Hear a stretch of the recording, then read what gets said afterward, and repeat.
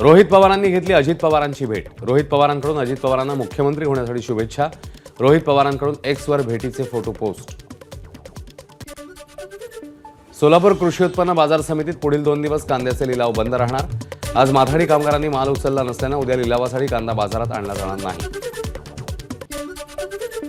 नाशिकचे प्रख्यात उद्योजक आणि दैनिक देशदूतचे संस्थापक देवकिसन सारडा यांचं निधन. अल्पशा आजाराने 91व्या वर्षी घेतला अखेरचा श्वास. 2 जहाल माओवाद्यांचं गडचिरोली पोलीस आणि सीआरपीएफ दलासमोर आत्मसमर्पण. शासनाने जाहीर केलेलं 8 लाखांचं बक्षीस. तर दोघांपैकी एकाचा गेल्या 30 वर्षांपासून माओवादी संघटनेत सक्रिय सहभाग. इतिहासात पहिल्यांदाच नाट्यगृहात रंगला चित्रपटाचा प्रीमियर. तदैव लग्नम चित्रपटाचा प्रीमियर पहिल्यांदाच नाट्यगृहात. नाट्यगृहात पार पडणारा हा पहिलाच प्रयोग. नाशिकमध्ये सोनसाखळी चोरी करणाऱ्या 2 अट्टल सराईत गुन्हेगारांना अटक. आरोपींकडून तब्बल 18,11,00,000 रुपये किमतीचा मुद्देमाल जप्त. नाशिक शहर पोलिसांची कारवाई. जंगलामध्ये उभ्या कारमधून 52 किलो सोनं, 9 कोटींची रोकड जप्त. आयटीच्या कारवाईने खळबळ. मध्य प्रदेशची राजधानी भोपाळमधली घटना. मेंदोरीच्या जंगलात एका कारमधून सोनं आणि रक्कम ताब्यात.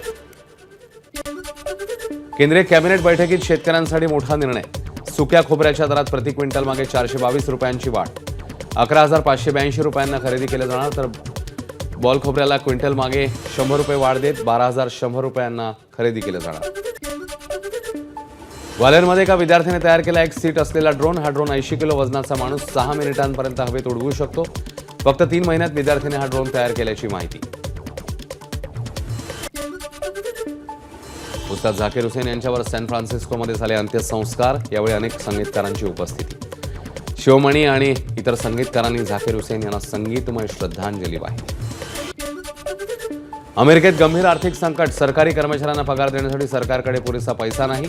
सरकारी कार्यालय बंद होण्याची स्थिती. निधी उभारण्यासाठी अमेरिकन संसदेमध्ये मांडण्यात आलेलं विधेयक ठरलं अपयशी. ट्रम्प यांचा विधेयकाला होता पाठिंबा.